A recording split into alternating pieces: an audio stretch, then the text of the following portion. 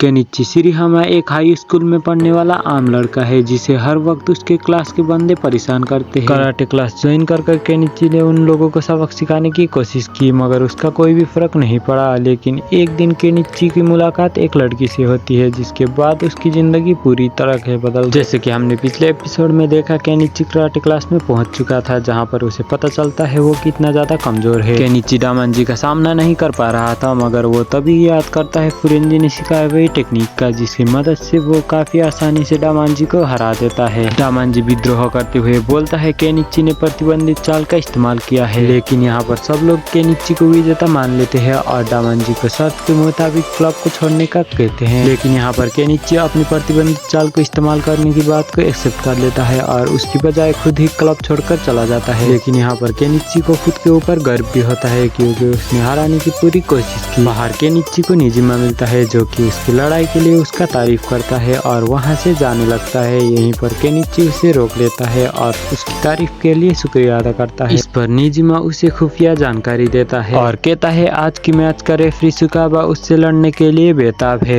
ऊपर से निजिमा उसका मजाक उड़ाते हुए कहता है लड़ने के बाद उसकी आत्मा को भगवान शांति दे और पागलों की तरह हंस के वहाँ से चला जाता है। स्कूल में फुरेंजी दो लोगों को काफी ज्यादा पसंद आ चुकी थी, इसलिए वो लोग उसका दोस्त बनने की कोशिश करते हैं मगर फुरेंजी तो यहाँ पर सीधा केनिची के पास चली जाती है। फुरेंजी यहाँ पर केनिची से बताती है उसने जिम्नास्टिक क्लब को ज्वाइन कर लिया और उससे पूछने लगती है उसने कौन सी क्लब को ज्वाइन किया। केनिची काफी शर्मिंदगी के साथ बताता है कि उसने गार्डनिंग क्लब को ज्वाइन किया और पिलकते हुए वहाँ से पानी देने के लिए चला जाता है। फुरेंजी को भी यहाँ पर पता चल चुका था कुछ तो गड़बड़ है, इसीलिए वो केनिची को यहाँ पर रोकने लगती है मगर तभी निजिमा वहाँ पर बीच में आकर खुद को केनिची का लंगोटिया यार इंट्रोड्यूस करता है और फुरेंजी भी उसको बात को मान लेती है। जिसके बाद वो जिम क्लास में मिलने का कहकर वहाँ से चला। सुकाबा क्लास में हाथों से ही पत्थरों को तोड़ रहा था जिसकी वजह से आवाज हो रही थी और टीचर उससे शांत रहने के लिए कहता है मगर जब वो सुकाबा की पावर को देखता है तब वो कुछ भी नहीं कहता। सुकाबा यहाँ तो केनिची के बारे में ही सोच रहा था। वो सोचने लगता है केनिची ने ये जानबूझकर किया या उसका किस्मत ने साथ दिया। बाद में निजिमा फुरेंजी को बताता है कि सुकाबा केनिची से लड़ना चाहता है और वो इस बात पर जोर देता है कि सुकाबा अपने हाथों से ही पत्थर को तोड़ सकता है। केनिची तो यहाँ पर काफी ज्यादा घबरा चुका था, उसकी तो रूह कांप रही थी। डोजो में भी पानी डालते हुए केनिची मुकाबले के बारे में सोच रहा था जिसकी वजह से वो फिर से सहम जाता है। केनिची की टेंशन को दूर करने के लिए अकाशिमा उसकी ट्रेनिंग शुरू कर देता है और खुद को घोड़े की तरह खिंचवा रहा था। वहीं केंसाई उसे पैरों की मजबूती की ट्रेनिंग करवा रहा था। इसके बाद एपाजाई उसे वार्म अप रूटीन करके दिखाता है मगर केनिची वहाँ से भाग जाता है। इस बीच सकाकी फुरेंजी से बात करता है उस टेक्निक के बारे में जो कि उसने केनिची को सिखाई थी। सकाकी यहाँ पर फुरेंजी को कहने लगता है भले ही उसने वो टेक्निक केनिची के भलाई के लिए सिखाई, और भी ज्यादा पावरफुल लोग अपनी ताकत को परखने के लिए उसके साथ कंपटीशन करना चाहेंगे जिसकी वजह से केनिची की प्रॉब्लम और भी ज्यादा बढ़ जाएगी। फुरेंजी तो यहाँ पर काफी ज्यादा हैरान हो चुकी थी क्योंकि सकाकी ने जो अभी हो रहा है उसे पहले से ही प्रिडिक्ट कर लिया था। तभी अपचाई केनिची को मुक्का मारते हुए वहाँ से उड़ा देता है और केनिची यहाँ पर काफी ज्यादा घायल हो चुका था। घर पर केनिची की बहन उसे जगाती है। केनिची ये सोचकर काफी ज्यादा खुश हो चुका था कि वो मर चुका है और वो अभी स्वर्ग में है, जिस पर उसकी बहन उसे बताने लगती है वो जिंदा है और उसकी हालत पर वो चिंता जाहिर करती है। रात के खाने के वक्त केनिची के पिता उसके चोटों के बारे में बात करते हैं और केनिची से पूछने लगते हैं क्या उसने जिस डोजो को ज्वाइन किया वो ठीक भी है। इस पर केनिची कुछ नहीं कहता और रोते हुए वहाँ से चला जाता है। बेटे की रक्षा करने के लिए उसके पिता बंदूक उठा लेते हैं मगर उसकी माँ उसे समझाती है।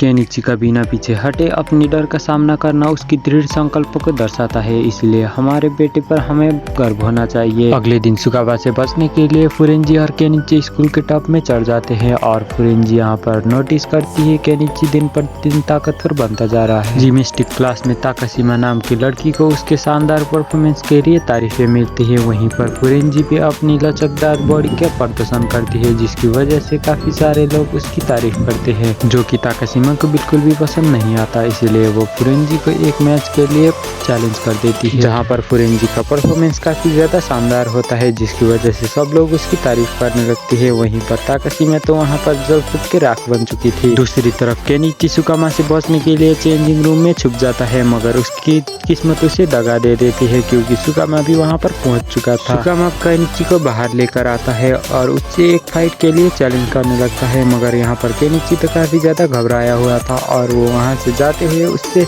फाइट न करने के लिए कहने लगता है। सुकावा यहाँ पर केनिची का मजाक उड़ाने लगता है, जो सुनकर केनिची भी काफी ज्यादा गुस्सा हो चुका था और वो सुकामा से फाइट करने के लिए रेडी हो चुका। यहाँ पर सुकामा केनिची को काफी ज्यादा बुरी तरह से पीट देता है और केनिची यहाँ पर सुकामा के पैर पकड़ लेता है। बाद में डोजो में आने के बाद फुरेंजी केनिची से उसके चोटों के बारे में पूछती है, मगर केनिची तो वहाँ पे फुरेंजी को कुछ भी बताना नहीं चाहता था, इसीलिए वो गिरने का बहाना कर वहाँ से भाग जाता है। अकासेम केनिची के घावों पर मलम लगाता है और केनिची इतनी प्रैक्टिस के बाद भी हारने पर अफसोस कर रहा होता है। अकासेम यहाँ पर केनिची से उसके इरादों के बारे में पूछता है, जहाँ पर केनिची बताता है वो, जिस पर केनिची कहता है वो अपनी ताकत से सुकावा को हराना चाहता है। अकासेम केनिची को दिलासा देता है और बोलता है, तुम्हारी टेक्निक की ट्रेनिंग कल से शुरुआत होगी, जिस पर अपाचाई तो यहाँ पर काफी ज्यादा खुश हो चुका था और वो केनिची को अपना डिसाइबल बनाना चाहता है। जिस पर अकासेम चिल्लाते हुए कहने लगता है, पहले तुम्हें खुद के पावर के लिमिट के बारे में जानना चाहिए। मगर यहाँ पर अपाचाई तो उसकी कोई भी बात नहीं सुनता और केनिची को लेकर यहाँ से चला जाता है। अकासेम यहाँ पर डरावनी बुद्धा की मूर्ति को लेकर आता है और केनिची से कहने लगता है वो उसे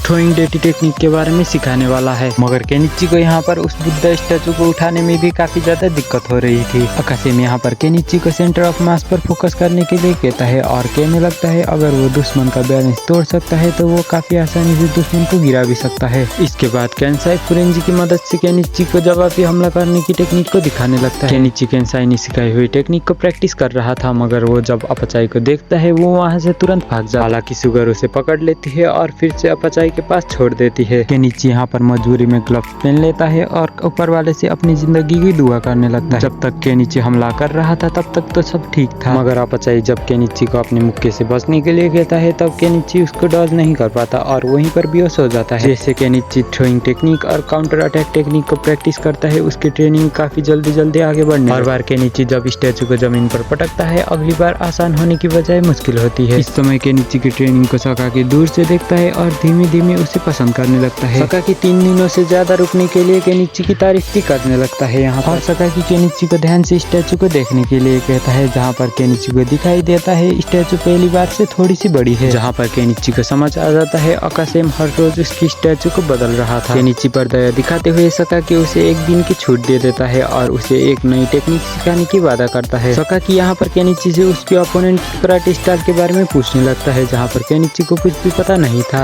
जिसे सुनकर सकाकी वहाँ पर काफी ज्यादा गुस्सा हो चुका था, मगर वो अपने आप को शांत कर लेता है और केनिची से उसकी टेक्निक को दिखाने के लिए कावा यहाँ पर केनिची को बताने लगता है उसके ओपोनेंट का स्टाइल स्पोर्ट कराटे स्टाइल है और वो उससे जीतने के लिए एक टेक्निक को सिखाने की भी बात करता है। स्कूल में फुरेंजी देखती है सुकावा किसी को पीट रहा है और उसे बचाने के लिए फुरेंजी वहाँ पर पहुंच चुकी थी। सुकावा यहाँ पर फुरेंजी को हाथ लगाने की कोशिश करता है, मगर फुरेंजी उसके हाथ को झटक देती है। सुकावा फुरेंजी की मसल पावर को देखकर काफी ज्यादा हैरान हो चुका था और सुकावा फुरेंजी से लड़ने के लिए चैलेंज करने लगता है। तभी वहाँ पर केनिची भी पहुंच चुका था, जो कि सुकावा से लड़ने के लिए उसको चैलेंज करने लगता है। फुरेंजी यहाँ पर केनिची के इस फैसले को लेकर काफी ज्यादा हैरान थी, क्योंकि उसे पता था सुकावा केनिची से काफी ज्यादा पावरफुल है। केनिची सुकावा के चेहरे पर हमला करने जाता है, मगर दूसरा हाथ उसके पेट में मार देता है। इस टेक्निक को यामाजुकियो भाषा कहते हैं, जो कि स्पोर्ट टाइप खिलाड़ियों के खिलाफ काफी ज्यादा कारगर साबित होता है। केनिची मास्टर की बातों को याद करता है, जहाँ पर उन्होंने कहा था लोगों को चेहरे पर मुक्का खाने से हमेशा डर लगता है, इसी चीज का फायदा उठाते हुए हमें उसके पेट पर हमला करना होगा। सुकावा यहाँ पर काफी ज्यादा गुस्सा हो चुका था और केनिची के ऊपर हमला करता है, मगर केनिची यहाँ पर फ्लड वार टेक्निक का इस्तेमाल करता है और थ्रोइंग टेक्निक का इस्तेमाल करके सुकावा को पलट देता है। केनिची तेजी से सुकावा के पास जाता है और चेक करता है कहीं वो मर तो नहीं गया, लेकिन उसकी पल्स चेक करने के बाद वो चैन की सांस लेता है। फुरेंजी भी यहाँ पर काफी ज्यादा खुश हो चुकी थी, क्योंकि केनिची खुद की भलाई से पहले अपने ओपोनेंट का भलाई सोच रहा था। वो अपने डोजो में भी बताता है कि उसने अपने फाइट को जीत लिया है, जो सब सुनकर उसके मास्टर कहने लगते हैं अब उसकी परेशानी तो शुरू होने वाली है। केनिची यहाँ पर मास्टर्स की बातों को नहीं समझ पा रहा था। अगले दिन कॉलेज में उसके आसपास के सभी लोग उससे डरने लगते हैं। वो फुरेंजी को ये सब बारे में बताता है, जहाँ पर उसे पता चलता है निजिमा उसके जीत का ढिंढोरा पूरे स्कूल में पीट रहा है। यहाँ पर फुरेंजी खुलासा करती है उसने 2 गोलगप्पों के बदले में निजिमा को सारी बातें बता दिया था। इसके बाद हम देखते हैं 3 गुंडे मोबाइली उसको ढूंढ रहे हैं और वो बच्चों की तरह निजिमा के पीछे छुप चुका था। उनके जाने के बाद निजिमा फिर से केनिची को डराने लगता है और कहने लगता है 1 लाख येन के बाद टैक्स नहीं लगता, जो सब सुनकर केनिची काफी ज्यादा घबरा चुका था और अपनी फूटी किस्मत को दोष दे लगता है। जाने से पहले इस चैनल को सब्सक्राइब कर दीजिए, क्योंकि हम इसके अगले एपिसोड अगले संडे को लेकर आएंगे।